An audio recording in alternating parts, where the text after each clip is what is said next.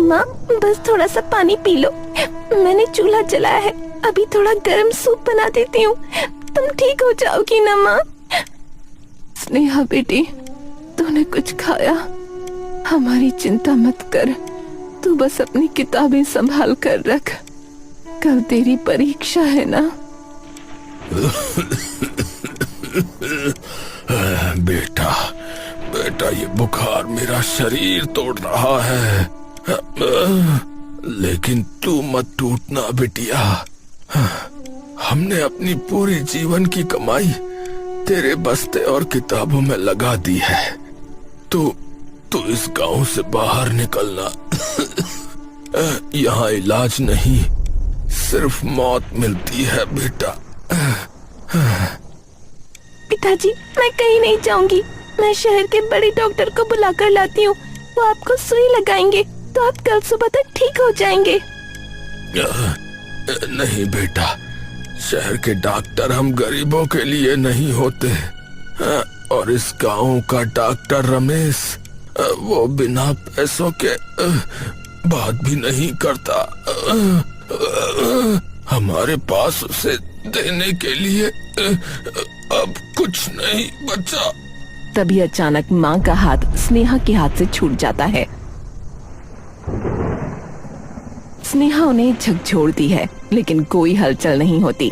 माँ, पिताजी, उठो ना, देखो मैं रोऊंगी नहीं, मैं खूब पढ़ूंगी। कोई है, बचा लो मेरे माँ बाप को, कोई है। झोपड़ी के बाहर सन्नाटा है, सिर्फ बारिश की आवाज आ रही है। स्नेहा अपने माता पिता के ठंडे पड़ते हाथों को पकड़कर वहीं जमीन पर बैठ जाती है। उसकी आंखों के आंसू सूख चुके हैं और उनमें एक नई आग है। आज मेरे पास दवा के लिए पैसे नहीं थे, इसलिए मेरे माँ बाप मुझे छोड़कर चले गए, लेकिन मैं वादा करती हूँ मैं डॉक्टर बनूंगी, एक ऐसी डॉक्टर जिसके दरवाजे से कोई गरीब पैसों की वजह से खाली हाथ नहीं लौटेगा। मैं भगवानपुर को शमशान नहीं बनने दूंगी।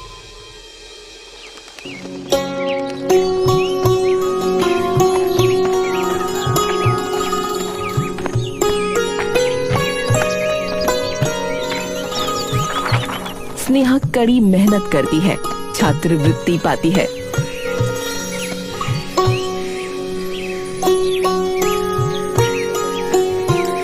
और डॉक्टरी की पढ़ाई के लिए विदेश चली जाती है। विदेश का एक मेडिकल कॉलेज का गार्डन, राहुल और स्नेहा बैठे हैं। स्नेहा, तुम हमेशा इतनी गंभीर क्यों रहती हो? अपनी पढ़ाई के अलावा तुम कुछ सोचती नहीं? राहुल, मेरी खामोशी के पीछे एक बहुत बड़ी कहानी है। मेरे माता पिता ने मुझे यहाँ तक पहुँचाने के लिए अपनी जान दे दी।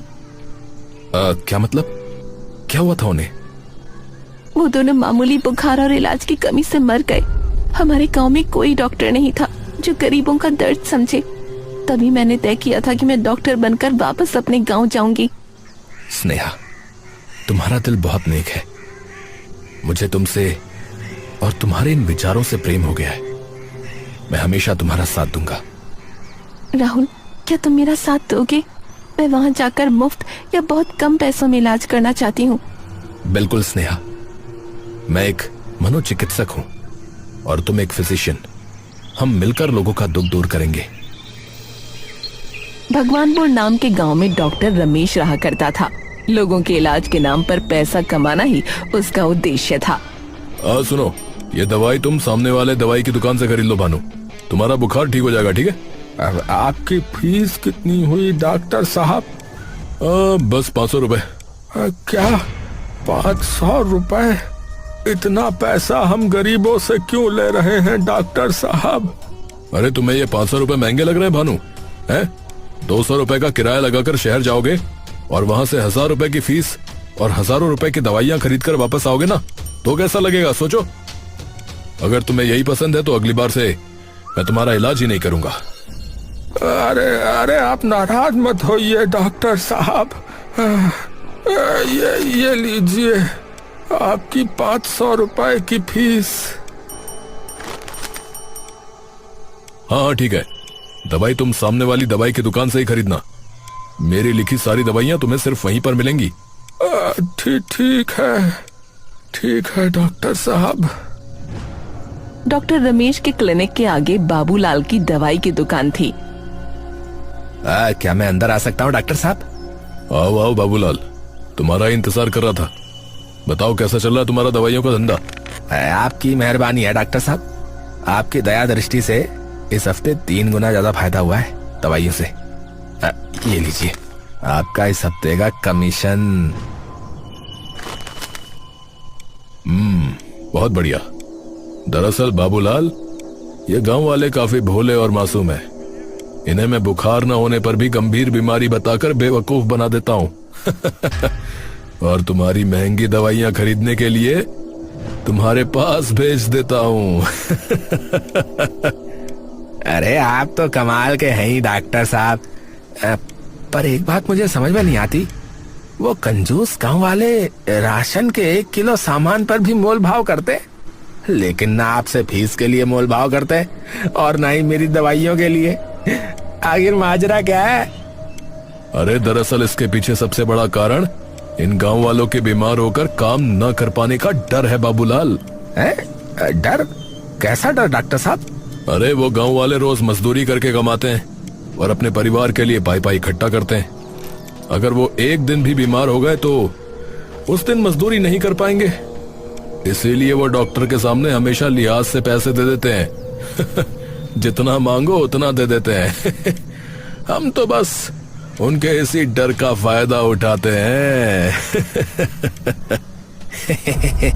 समझ गया डॉक्टर साहब कि डॉक्टर की डिग्री लेने में खूब सारी पढ़ाई तो लगती है, पर आपके जैसा सातिर दिमाग भी मिलता है अच्छा मैं चलता हूँ डॉक्टर साहब, ठीक है, नमस्ते। इस बाबूलाल को क्या मालूम कि मेरी ये डॉक्टर की डिग्री असली नहीं है मैंने तो ये डिग्री पैसे देके बनवाई है डॉक्टर रमेश गांव वालों की मासूमियत का फायदा उठाकर उनसे इलाज के नाम पर खूब सारे पैसे ऐंठ रहा था। तभी गांव में डॉक्टर स्नेहा का आना हुआ।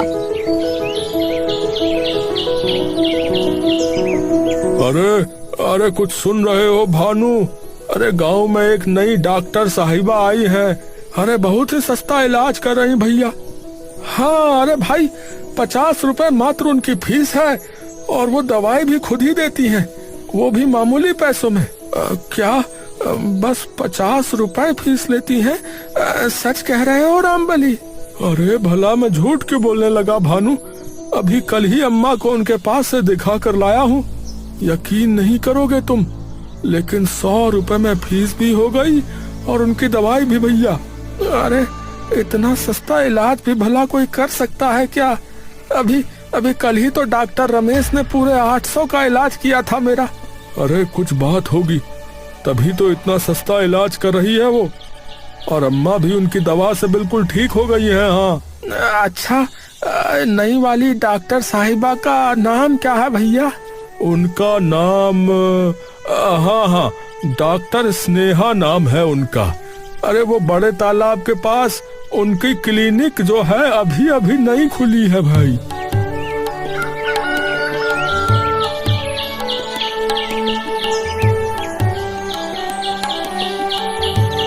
कम पैसों में इलाज करने और दवाइयाँ देने की वजह से डॉक्टर स्नेहा के पास पूरे गांव के लोग जाने लगे। उसके क्लिनिक के बाहर लंबी कतार लगने लगी। ये लो बबलू, ये दवाई रोज रात को खाने के बाद खानी है और दूसरी सुबह खाली पेट खानी है। अरे आप तो भगवान है डॉक्टर साहिबा, मुझे तो विश्वास ही नहीं हो रहा है कि इतने कम पैसों में मैं अपना इलाज करवा पा रहा हूँ। मेरे लिए पैसे मायने नहीं रखते बबलू, पैसे तो शहर में बहुत कमा सकती थी।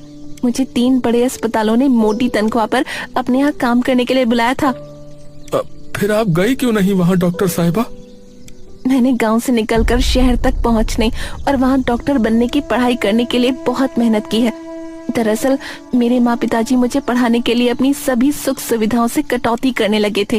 वो थोड़ा बहुत बुखार और बीमारी सह लेते थे, पर अपना इलाज नहीं करवाते थे, क्योंकि मुझे पढ़ाने के लिए उन्हें पैसे इकट्ठे करने थे। इसी कश्मकश में एक दिन दोनों ही गंभीर बीमारी से चल बसे। तब मुझे समझ आया कि गांव वालों के लिए सस्ते इलाज की क्या अहमियत होती है। अगर गांव में कोई सस्ता इलाज उपलब्ध होता तो आज मेरे माँ बाप भी जिंदा होते। अरे, आपकी कहानी सुनकर बहुत दुख हुआ डॉक्टर साहिबा। वाकई आप बहुत नेक काम कर रही हैं। ज्यादा परेशान होने की जरूरत नहीं है। ये दवाई 3 दिनों की है, उसके बाद एक बार आकर मुझे दिखा देना, ताकि मुझे यकीन हो जाए कि तुम पूरी तरह ठीक हो चुके हो। अच्छा ठीक है डॉक्टर साहिबा, मैं चलता हूँ। नमस्कार। 3 दिन बाद ध्यान से दिखाने आ जाना बबलू। वापस देखने की मैं कोई फीस नहीं लूंगी। डॉक्टर स्नेहा के सस्ते इलाज की वजह से डॉक्टर रमेश के क्लिनिक पर मरीजों का आना कम हो गया। बाबूलाल की महंगी दवाइयाँ भी बिकनी बंद हो गईं। अरे ये क्या हो गया डॉक्टर साहब, ये क्या हो गया? अरे वो कल की आई उस शहरी डॉक्टर ने तो हमारा धंधा ही पूरा चौपट कर दिया। सही कह रहे हो बाबूलाल, मरीज तो आ ही नहीं रहे मेरे पास। उस सस्ते इलाज वाली डॉक्टर स्नेहा की वजह से इस शहरी डॉक्टर का हमें कुछ ना कुछ तो करना ही होगा, वरना हमारा बना बनाया पूरा खेल ही बिगड़ जाएगा। सही कह रहे हो डॉक्टर साहब, इस शहरी प्यादे को ठिकाने तो लगाना ही होगा। अच्छा सुनो, जैसा जैसा मैं तुम्हें बताऊंगा वैसा वैसा ही करना, ठीक है? पर क्या हमारा ये प्लान कामयाब होगा डॉक्टर साहब? बिल्कुल कामयाब होगा, बस तुम देखते जाओ। रमेश ने डॉक्टर स्नेहा को बदनाम करने की चाल चली। अब वो अपने यहाँ आने वाले मरीजों से डॉक्टर स्नेहा की बुराई करने लगा।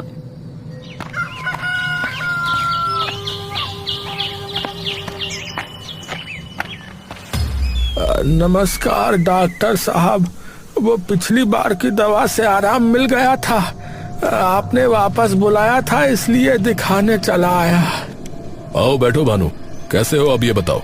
अभी तो पूरी तरह से ठीक हो चुका हूँ डॉक्टर साहब।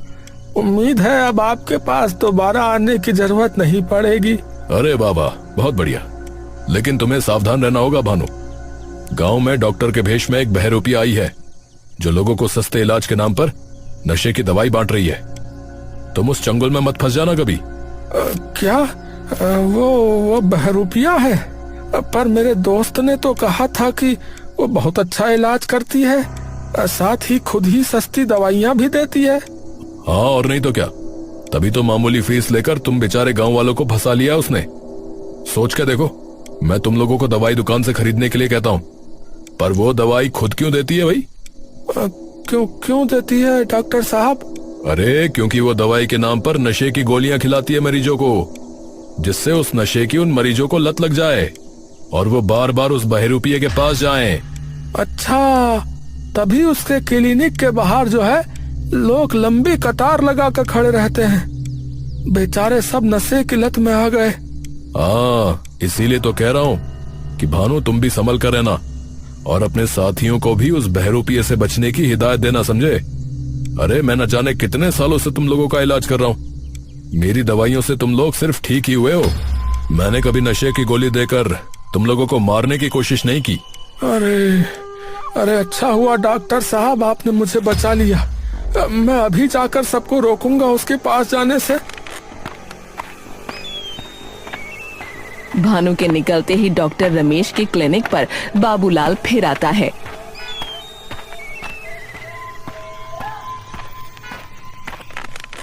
क्या हुआ डॉक्टर साहब, कुछ बात बनी? मैं जो प्लान बनाऊं वो कामयाब ना हो, ऐसा कभी हो सकता है? अरे पर हुआ क्या, मुझे भी तो बताइए। मैंने उस भानु को हमारी नशे की गोली वाली कहानी सुना दी। अब वो खुद जाकर सारे गांव वालों को उस शहरी डॉक्टर के खिलाफ भड़का देगा। मैंने चिंगारी बिल्कुल सही जगह सुलगाई है बाबूलाल। अरे आप तो कमाल है डॉक्टर साहब, पर आपको कैसे पता चला कि ये तरकीब काम कर जाएगी? नहीं मतलब ऐसे ही पूछ रहा हूँ। अरे पूरे 10 सालों से इन गांव वालों को बेवकूफ बनाकर उनको इलाज के नाम पर लूट रहा हूँ भाई। उनकी रग रग से वाकिफ हूँ मैं। पर वो भानु कैसे माना वैसे? अरे भानु ही नहीं, बल्कि पूरे गांव के लोग हमारी नशे की गोली वाली कहानी पे विश्वास कर लेंगे, देखना तुम। क्योंकि ये सबके सब जो है ये बिल्कुल अनपढ़ हैं, दिमाग से एकदम पैदल। उन्हें जब दवाइयों के नाम ही नहीं पढ़ना आता है तो मैं जो बोल रहा हूँ उस पर विश्वास करने के सिवाय उनके पास कोई रास्ता ही नहीं है। अरे वाकई आपने कमाल ही कर दिया डॉक्टर साहब, कमाल हो आप, मान गया आपको। डॉक्टर रमेश की कही बात को भानु ने पूरे गांव में आग की तरह फैला दिया। अरे बबलू, ए बबलू, अरे वो भानु क्या बता रहा था भाई? भाई सुना नहीं क्या तुमने? हाँ, मैंने तो नहीं सुना। क्या बता रहा था भानु? अरे तुम अपना इलाज करवा रहे हो ना उस नई डॉक्टर साहिबा से, हैं? वहीं जा रहे हो ना? अरे इसलिए तुमसे पूछ लिया भैया, पर तुमको तो कुछ खबर ही नहीं पहुंची लग रहा है। अरे बताओगे रामबली क्या हुआ है? क्यों बातों को गोल मोल घुमा रहे हो? अरे असल में वो भानु बता रहा था कि वो क्या नाम है, हाँ डॉक्टर स्नेहा। अरे एक नंबर की चालबाज औरत है वो। हाँ, अरे मरीज बढ़ाने के लिए जो है नशीली दवाइयों की लत लगवा रही है गांव वालों को, बता रहा था भैया। अरे हाँ, सब लोग भैया ऐसे ही बोल रहे। अरे डॉक्टर स्नेहा, अरे नहीं, ऐसा नहीं हो सकता। अरे डॉक्टर साहिबा तो बहुत सीधी इंसान है। अरे भैया, सीधा बनने से ही तो लोग आसानी से भरोसा कर लेते हैं और नशे वाली गोली खा लेते हैं, समझे? यही तो है बात, यही है स्कीम। अरे भैया, हमारा यकीन ना हो तो खुद उसके क्लिनिक के बाहर खड़ी लंबी कतार देख लो, हाँ, फिर समझ में आ जाएगा। अरे बता रहा हूँ भैया, उन सब मरीजों को लत लग चुकी है सस्ती मिल रही नशीली दवाइयों की भैया। है? अच्छा हुआ बता दिया भैया रामबली, मैं अभी उस डॉक्टर स्नेहा की दी हुई दवाइयां फेंक देता हूँ भाई।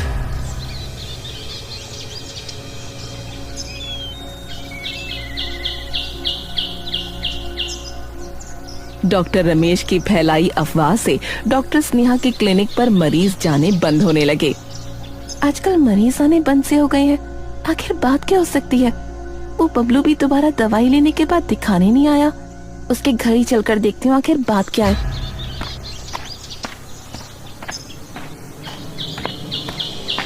डॉक्टर स्नेहा अपने सभी मरीजों के घर जाकर पता लगाने लगी कि अचानक उनके ना आने की आखिर क्या वजह थी। नमस्ते डॉक्टर साहिबा, आप अचानक घर पर कैसे? क्या बात है बबलू, तुम दोबारा दिखाने क्यों नहीं आए? मैंने कहा था ना कि उसकी फीस नहीं लगेगी। बाकी मरीज भी क्लिनिक में आना बंद कर दिए हैं अचानक से। आखिर चल क्या रहे हैं सब? दरअसल डॉक्टर साहिबा, आपके बारे में पूरे गांव में एक बात फैली हुई है। कैसी बात बबलू? यही कि आप जो दवाइयाँ देती हैं वो नशे की दवाइयाँ हैं, ताकि आप मरीजों को बार बार अपने पास बुला सके। हम सब बहुत गरीब हैं डॉक्टर साहिबा। अब ये बात सच है कि झूठ नहीं मालूम, मगर डर तो सबको लगता है। इसी डर से मैं दोबारा नहीं आया। मतलब सस्ती इलाज और सस्ती दवाइयाँ देकर लोगों की सेवा का ये फल मिल रहा है मुझे? चलो कोई बात नहीं, इसमें तुम सबकी कोई गलती नहीं है। तुम लोग तो दवाओं का नाम तक नहीं पढ़ सकते, भला तुम लोगों को मैं यकीन भी कैसे दिला पाऊंगी? बबलू की बातें याद करके अचानक से डॉक्टर स्नेहा के सर में दर्द उठा और वो बेहोश हो गई।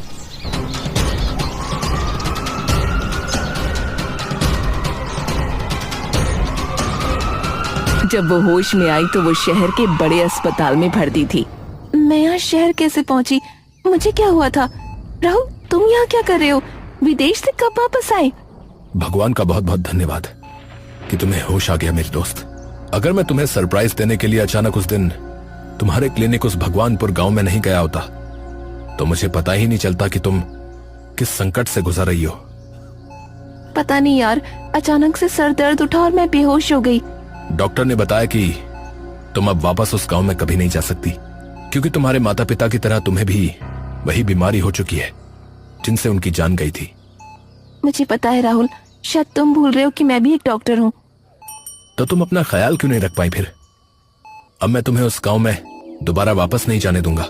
मैंने गांव जाकर जब तुम्हारा पता पूछा तो उन एहसान फरामोश लोगों ने न जाने क्या क्या बताया तुम्हारे बारे में। इसमें उन गांव वालों की कोई गलती नहीं है राहुल। वो बेचारे तो दवाई का नाम भी नहीं पढ़ सकते। जरूर उनके कान भरे हैं किसी ने। क्या कहा? ओह, अगर ऐसी बात है तो मैं खुद जाकर इसका पता लगाऊंगा। तब तक तुम यहाँ पर आराम करो, तुम्हें मेरी दोस्ती की कसम है। मेरे मना करने पर भी कौन सा तुम मान जाओगे? जाओ, अपना ध्यान रखना। राहुल एक मनोचिकित्सक था। स्नेहा और राहुल ने एक साथ डॉक्टर की डिग्री हासिल की थी। राहुल भगवानपुर पहुंचता है। नमस्ते, बताओ कैसे आना हुआ यहाँ? डॉक्टर साहब, यहाँ पर पहले डॉक्टर स्नेहा बैठती थी ना, वो कहाँ है? हाँ, वो अब नहीं आएंगी यहाँ। उनकी जान खतरे में है। वो एक गंभीर बीमारी से जूझ रही हैं। अरे क्या हुआ है उनको और कैसे हो गया ये? डॉक्टर साहिबा को ऐसा कैसे हुआ? कब? तुम गांव वालों की वजह से वो जिंदगी और मौत की लड़ाई लड़ रही हैं। मैं उनका दोस्त राहुल हूं। हम दोनों ने एक साथ अपनी डॉक्टरी की पढ़ाई पूरी की है। स्नेहा का शुरू से यही सपना था कि मेडिसिन की वो अपनी पढ़ाई पूरी करके गांव वालों का सस्ता इलाज करेंगी। तुम लोगों को महंगी दवाइयां ना खरीदनी पड़े, इसलिए मामूली दामों में मिल जाने वाली जेनरिक दवाइयां भी ले रखी थी उन्होंने। वही दवाइयां जो सैकड़ों रुपए में अंग्रेजी कंपनियां बेचती हैं। लेकिन उन्हीं जेनेरिक दवाइयों को नशे की गोलियां समझकर तुम लोगों ने उनके बारे में अफवाह उड़ाई और स्नेहा इस बात का तनाव नहीं झेल पाई और गंभीर बीमारी ने उन्हें जकड़ लिया। आज वो अस्पताल में है। राहुल बाबू, मैं बहुत शर्मिंदा हूँ, बहुत शर्मिंदा हूँ। पर वो सब छोड़िए, ये बताइए कि कैसे आना हुआ आपका? अब मैं क्या बताऊं डॉक्टर साहब, 2 दिन से उल्टी दस्त रुकने का नाम ही नहीं ले रहे। सबसे बड़ी बात तो यह है कि यह हाल सिर्फ मेरा ही नहीं, पूरे गांव के लोगों का हुआ है। मानो अचानक से उल्टी दस्त की बीमारी की लहर फैल गई हो पूरे गांव में। उस डॉक्टर रमेश ने 2 दिन में पूरे 3000 की दवाइयां कर डाली, पर कोई राहत नहीं है। सबके साथ यही हाल है। इलाज के नाम पर बस पैसे लिए जा रहे हैं, पर राहत नहीं मिल पा रही है बिल्कुल भी। अरे, ये तो किसी रेयर किस्म के डायरिया के लक्षण है और इसका इलाज तो डॉक्टर स्नेहा ही कर पाएंगी। उन्होंने इसी बीमारी पर अपनी रिसर्च की है, पर अफसोस कि तुम लोगों ने उन्हें इस लायक भी नहीं छोड़ा।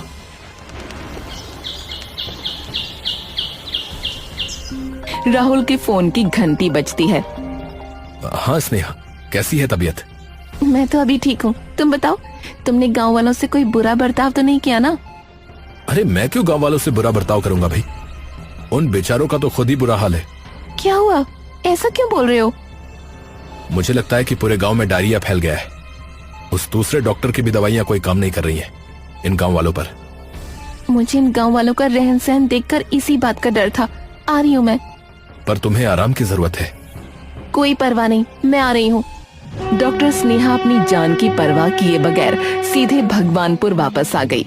आते ही उसने देखा डायरिया से पीड़ित गांव वालों का जमावड़ा लग चुका था।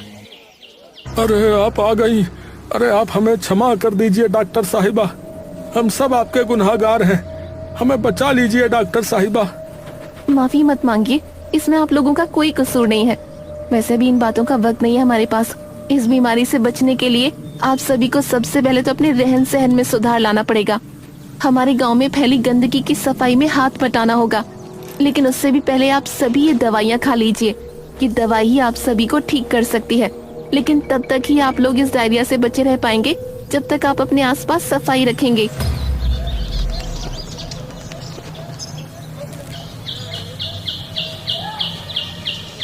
डॉक्टर स्नेहा की दवाई ने सभी गांव वालों को डायरिया से मुक्त कर दिया, लेकिन उनकी गंभीर बीमारी ने डॉक्टर स्नेहा को उन गांव वालों से हमेशा के लिए दूर कर दिया। उसका निधन हो गया। हम गांव वालों के प्राणों की रक्षा करने वाली इस देवी का एहसान हम कभी नहीं भूल सकते। इस डॉक्टर रमेश के लालच की वजह से हमारा पूरा गांव गलतफहमी का शिकार हो गया। अगर हमने उस पर भरोसा नहीं किया होता तो शायद डॉक्टर स्नेहा आज जिंदा होती।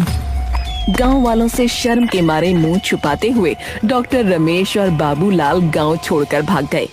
डॉक्टर स्नेहा को स्मृतियों में हमेशा जीवित रखने के लिए सब गांव वालों ने मिलकर एक अस्पताल बनवाया, जिसका नाम डॉक्टर स्नेहा के नाम पर निःशुल्क सेवा रखा गया।